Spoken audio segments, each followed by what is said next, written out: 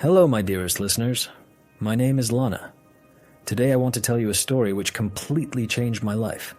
I am 30 now. I live in a small town near the hills. What I am about to discuss happened in my youth. I was always quite petite, 5 feet 3 inches tall. I weighed just under 132 pounds. My thick, dark hair reaching my waist always drew attention wherever I went.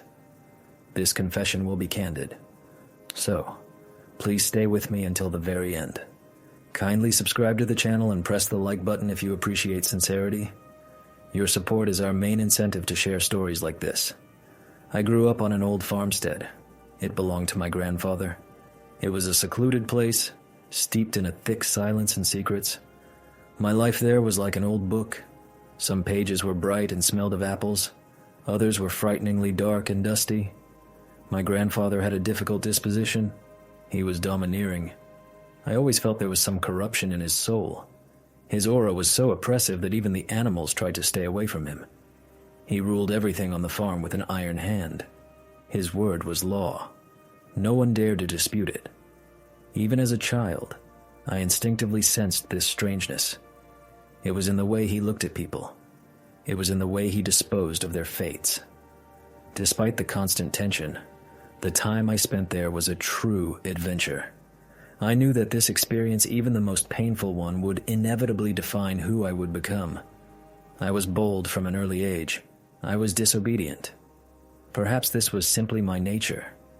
Maybe it was due to those forbidden novels I found in the old bookcase. I would read them secretly under the covers. With each book, my imagination drew increasingly daring and candid images.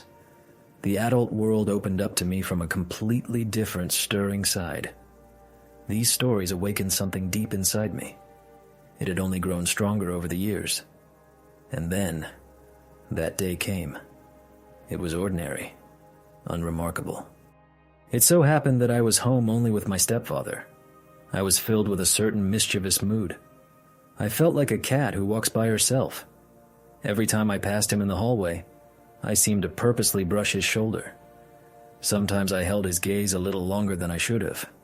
He, of course, noticed everything. He was always incredibly perceptive. That morning, he did not miss the chance to return the favor. He made a series of double-meaning jokes. This was the first time the invisible line between us wavered. After that, I could never look at him the same way. My stepfather was my main support. He cared for me with incredible tenderness. I was also attached to him. However, my attachment eventually acquired a different, complex shade. I often committed small naughtinesses. I just wanted to see his reaction. I wanted to catch his intense gaze. Time passed. He drove me to school. Later, he drove me to preparatory courses for university. He believed in me like no one else. He also paid for my driver's license. As soon as I got it, he made sure I had my own car, even though it was secondhand. He wanted me to have a future. Sometimes my mother picked me up when he was busy. I was accepted to the university. In the evenings, my parents often stayed alone. My siblings had also left for their studies. I was immersed in lectures and seminars. At the same time, I acutely felt the need for someone close. I craved the physical closeness that a relationship provides. I had a boyfriend. He was not looking for seriousness. He only wanted light, no strings attached encounters. This angered me. I tried 3 times to end things. He always came back. I gave in.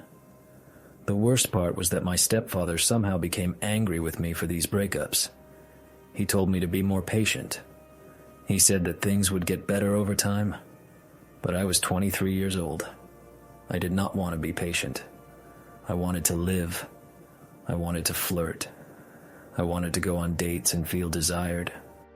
We often traveled to that same farmstead. My stepfather was always nearby. In front of everyone, he treated me like a little princess. He surrounded me with such care. But during one of those visits, everything changed. My boyfriend and I went for a walk to the old stables. The weather was beautiful. There was no one around. We started kissing. At some point, overcome by impulse, I allowed myself to go a little further. My hands became bolder, exploring him. This was only supposed to be fun. It turned into our little secret. I did not know what to think. On one hand, there was excitement. On the other, a vague burden of conscience. Then there was the day at the lake. The sun was beating down mercilessly.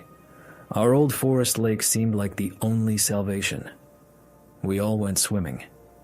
I gave a fleeting glance at my boyfriend. Then, almost accidentally, I looked at my stepfather. He was just emerging from the water. The difference was stunning.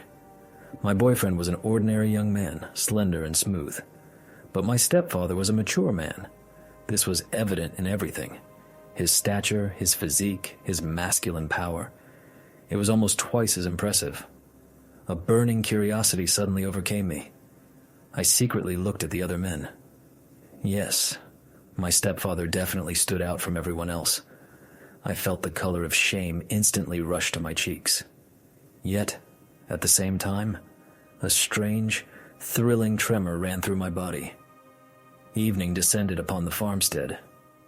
"It is time to get ready," my stepfather said. I looked around. I realized that this day had been more intense than I expected. I had reached my limit as a passive observer. "Are you leaving, Mom?" I asked. She smiled. "I will go tomorrow. Father," she always called him Father, "will pick me up. Grandmother's feeling a little unwell, so I will stay with her." I nodded. It was time for me, too. We got into the car with my boyfriend. All the way he tried to caress me. His hands wandered over my legs while I was driving. But I was not in the mood. Not at all. My thoughts were so far away, in places he did not suspect. I only managed a polite smile. I was trying to hide my complete lack of interest. When we arrived at his house, I quickly kissed him on the cheek and let him out. I drove on alone. I was trying to collect my thoughts. No one was home. Silence. This gave me a chance to breathe a little. I went to the shower. Hot water streamed over my body. No matter how hard I tried, one single image would not leave my head: what I saw at the lake. I tried to distract myself. My body reacted on its own. It did not listen to reason. I dried myself. I put on my home shorts and a simple t-shirt. I applied lotion with my favorite scent to my body. I did this thoroughly with a peculiar care. It was as if I was unconsciously preparing for something. Then I heard the front door open. My stepfather. He walked past the living room and immediately headed to the bathroom. I remained sitting on the sofa. My heart began to pound. After a while, he came out and went to the kitchen. "Dad, where is everyone?" I asked, just to break the oppressive silence. "They are at the farmstead. They will be back later," he answered without turning around. I thought the conversation would end there. Then he came out of the kitchen and walked up to me. He stopped right in front of me, looking down. His gaze was heavy. There was no trace of his usual warmth. I shrank into the sofa. I felt the air around me thicken. It became difficult to breathe. He silently crossed his arms over his chest. "What was that scene, Alina?" he asked without preamble. Alina is my real name. I froze. My brain was working feverishly. I was only thinking about what happened at the lake. I had no idea what he was talking about. "What scene, Dad?" He looked me straight in the eye with that familiar fatherly seriousness. "That boy is kissing you. You're grabbing his private parts." I flushed with heat. I had completely forgotten about that silly moment at the stables. It seemed like such a trifle. But under his steel gaze, I felt like a criminal. I looked away, embarrassed. And then, my gaze involuntarily fell lower. It landed on how his thin loungewear clung to him. It was impossible to ignore. I flinched on the sofa, trying to look away. But he knew. He saw me looking. "Did you think I would not notice?" His voice suddenly became quieter. It held velvety, provocative notes. I felt daring from the very start of this conversation. But when he looked at me like that, I understood that the evening was becoming anything but quiet. Unspoken tension hung between us. I did not do anything like that, I stammered. My body was already reacting to his gaze. It was as if he was stripping me bare. Did not do anything, did you? He smirked. You were one step away from doing it right there. I saw it on that boy's face. His words rendered me speechless. Suddenly he grabbed my hands. It was not painful. It was dominant. He was showing who was in charge here. He lifted me from the sofa with one pull.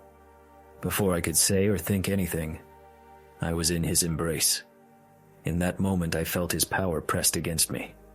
Everything inside me exploded. My heart sank. My legs went weak. He looked into my eyes so intensely that my vision blurred. You are all mine, you know? His confidence disarmed me. I remained silent. I saw it, he continued. His voice became husky. I saw how you looked at me at the lake, at my toy. When he said that, such an incinerating wave of desire washed over me that I could barely stand. I knew there was no turning back. I was completely in his power.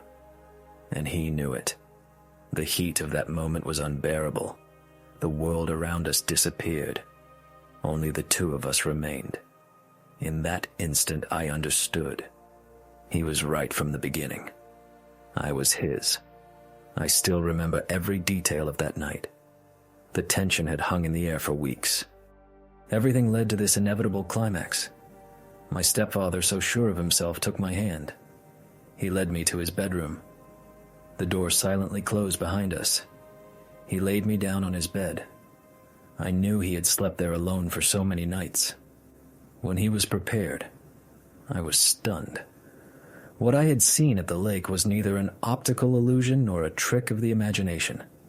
He was twice, if not more, larger than my boyfriend. This only incredibly heightened the anticipation. Our first intimacy was unforgettable. There was something acutely forbidden about it. Every movement, every whisper, every touch. I had never felt so alive. I completely surrendered to that moment, to that whirlwind. What made it all even more intense? This was not the last time. It was only the beginning. It was the start of many other nights we spent together. Each of our secret meetings only fueled the flame stronger. It was as if years of unspoken tension and suppressed desires had accumulated. I'm writing these lines deep into the night. The silence in the house contrasts with the storm of vivid memories in my head. I smile as I recall everything we experienced. Those were incredibly intense moments of passion. They made me feel alive. It is late now. I have to finish, although the memories are still fresh. If this confession resonated with you, do not forget to subscribe to the channel. Here you will find many more stories about hidden desires, forbidden passion, and those moments that make the heart beat faster. Of course, I would be delighted to see your like and comment. What exactly about this story captivated you the most? Which moment seemed the most thrilling? I would be very interested to know.